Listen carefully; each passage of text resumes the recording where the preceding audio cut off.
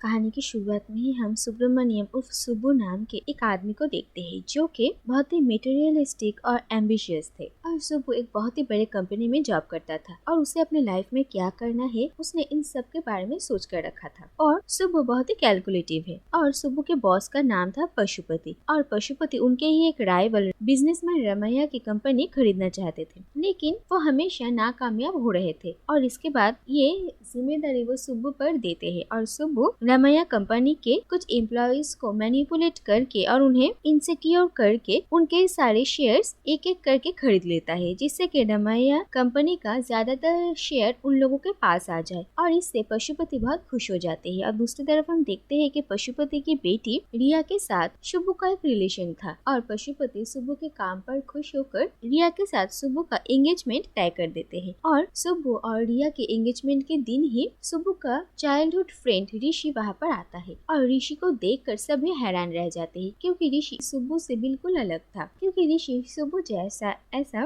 Materialistic नहीं था, वो हमेशा अपनी जिंदगी को खुलकर जीता था और जिंदगी के हर एक मोमेंट्स को एंजॉय करता था। और नौकरी, पैसा, सोसाइटी, ये सब कुछ ऋषि को समझ में नहीं आती थे। जो भी हो, ऋषि सुब्बू के सक्सेस से खुश था और ऋषि सुब्बू को कहता है कि बचपन में उन लोगों ने कहा था कि वो लोग एक साथ दूध काशी जाएंगे और ऋषि इसी बात को पूरा करने के लिए सुब्बू से मिलने के लिए आया है। और सुब्बू को इन सब के बारे में कुछ याद भी नहीं था और वो ऋषि के अतरंगी हरकतों से परेशान होने लगता है। लेकिन इसके बाद ही पशुपति से सुब्बू को ये पता चलता है कि रमैया कंपनी के पास उन लोगों से ज्यादा शेयर्स आ चुके हैं, जिससे कि रमैया कंपनी अब उन लोगों के हाथों से निकलने वाली थी। और पशुपति सुब्बू पर काफी गुस्सा हो जाते हैं और वो सुब्बू को धमकी देते हैं कि अगर रमैया कंपनी सुब्बू उन लोगों को लाकर नहीं दे सकता तो पशुपति सुब्बू का जॉब छीन लेंगे और रिया के साथ उसकी एंगेजमेंट भी तोड़ देंगे। इन सारी बातों से सुब्बू काफी परेशान हो जाता है और वो कैसे रमैया कंपनी को खरीद सके इस बात का तरकीब निकालने लगता है। और सुब्बू बहुत सारे डॉक्यूमेंट्स लेकर छानबीन कर रहा था और तभी ऋषि के हाथों में रमैया कंपनी के कुछ स्पेशल शेयर्स लगते हैं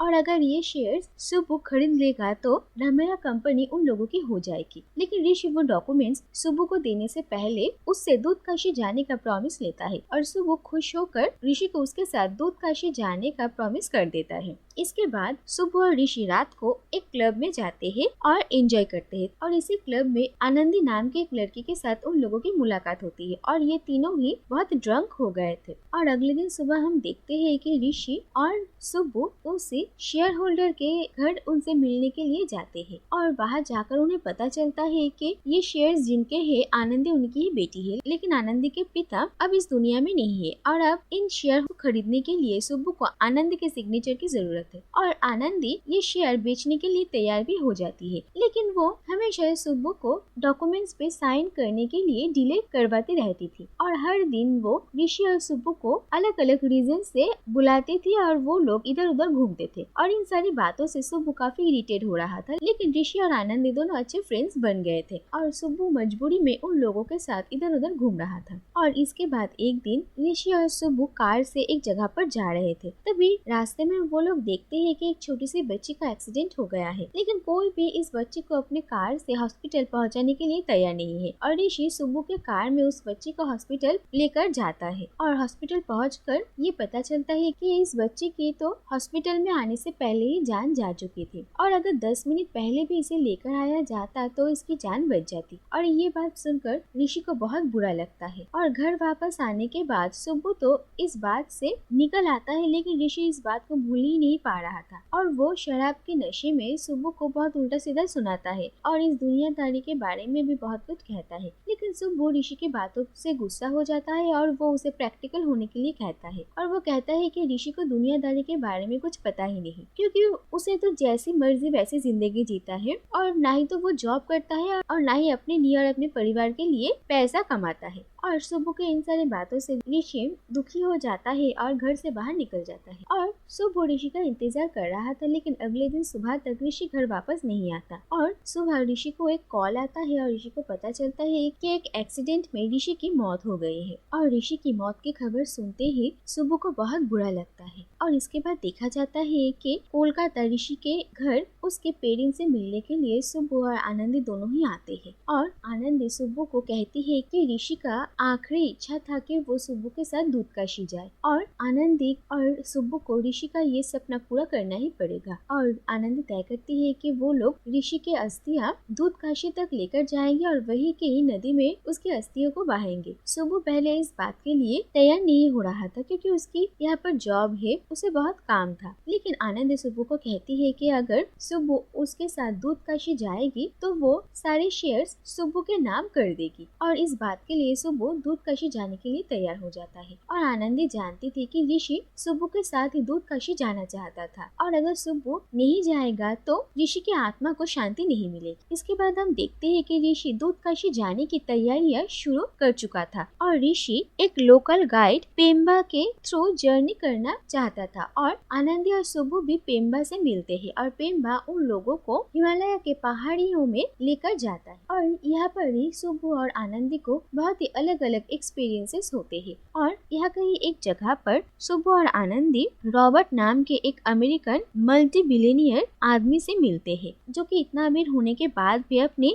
बुढ़ापे में हिमालय के ये मुश्किल सफर तय कर रहे थे। आनंदी उनकी बातें सुनकर तो बहुत इंस्पायर होती है लेकिन सुब्बू को वो बहुत ही इम्प्रैक्टिकल लगते हैं। लेकिन इसके बाद हम देखते हैं कि रॉबर्ट नाम का एक आदमी एक दिन सुब्बू की जान बचाते हैं और सुब्बू को उनसे पता चलता है कि वो भी अपनी जवानी में सुब्बू की तरह ही थे, हमेशा काम और पैसों के पीछे भागते थे और ऐसा करते करते उनकी जिंदगी के 40 साल कैसे बीत गए उन्हें पता ही नहीं चला। और जब वो फाइनली तय करते हैं कि अब वो अपनी जिंदगी के बाकी के दिन अपनी वाइफ मेरी के साथ बिताएंगे और वो लोग अपनी मर्जी से जिंदगी जिएंगे, तभी उनकी वाइफ मेरी की एक जानलेवा बीमारी से मौत हो गई। और रॉबर्ट को ये समझ में आया कि आखिरकार पैसा जिंदगी में कोई मतलब ही नहीं रखता और अब वो असली जिंदगी की खोज में निकल पड़े हैं। और ये बातें सुनकर सुब्बू बहुत हैरान होता है। और इसके बाद हम देखते हैं कि एक दिन सुब्बू एक लोकल प्रेग्नेंट औरत से मिलता है और वो औरत फिलहाल घर में अकेली रह रही थी और जब उनकी डिलीवरी होने वाली थी तब सुब्बू पास के ही एक औरत को बुलाकर लाता है जिससे कि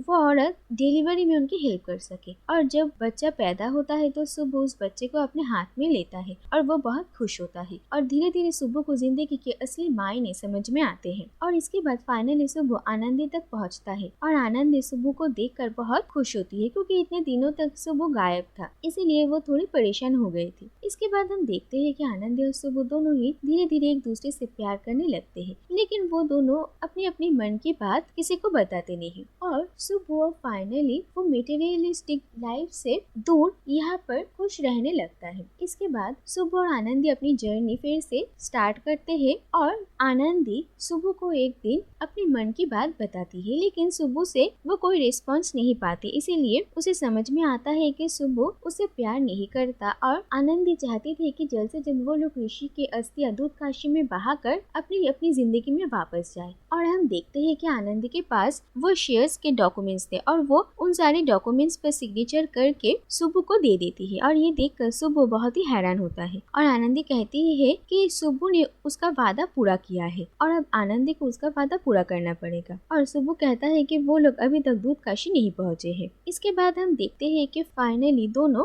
बहुत ही मुश्किल सफर तय कर दूधकाशी पहुंचते हैं और यहाँ पर पहुंचकर और इस जगह को देखकर वो दोनों ही हैरान रह जाते हैं। इसके बाद सुब्बू ऋषि की अस्थियां यहाँ पर बहा देता है। इसके बाद हम देखते हैं कि कुछ वक्त बीत चुका है और सुब्बू अब हैदराबाद आ गया था और फाइनली अब रमाया कंपनी पशुपति की होने वाली थी, इसीलिए सब काफी खुश थे। और रिया अपनी और सुब्बू की शादी की तैयारियां कर रही थी, लेकिन सुब्बू का मन इन सब में नहीं था और वो एक दिन मिस्टर रमैया से मिलने के लिए जाता है और उनसे कहता है कि रमैया की कंपनी अब पशुपति की हो जाएगी, तो अब वो क्या करेंगे। लेकिन रमैया सुब्बू को समझाते हैं कि कंपनी उनकी रहेगी या नहीं ये उनके हाथ में नहीं है, लेकिन काम करना उनके हाथ में है और जब तक उनके पास ये मौका है तो वो सिर्फ अपने काम में ही ध्यान देंगे। और हम देखते हैं कि धीरे धीरे सुब्बू को ये भी रियलाइज होता है कि वो आनंदी से प्यार करता है और वो उसे मिस कर रहा है। इसके बाद फाइनली सुब्बू रिया को ये कहता है कि वो उससे शादी नहीं कर सकता क्योंकि वो किसी और से प्यार करता है। और ये सारी बातें सुनकर रिया सुब्बू पर बहुत ही गुस्सा हो जाती है, लेकिन रिया की कोई भी बात ना सुनकर सुब्बू वहाँ से चला जाता है। इसके बाद सुब्बू जाकर आनंदी से मिलता है और वो आनंदी से अपनी मन की बात कहता है और ये सुनकर आनंदी भी बहुत खुश हो जाती है। और हम देखते हैं कि आनंदी और सुब्बू अब एक हो गए थे और आखिर में हम देखते हैं कि सुब्बू आनंदी का वही शेयर पशुपति को को ना देकर रमाया कंपनी में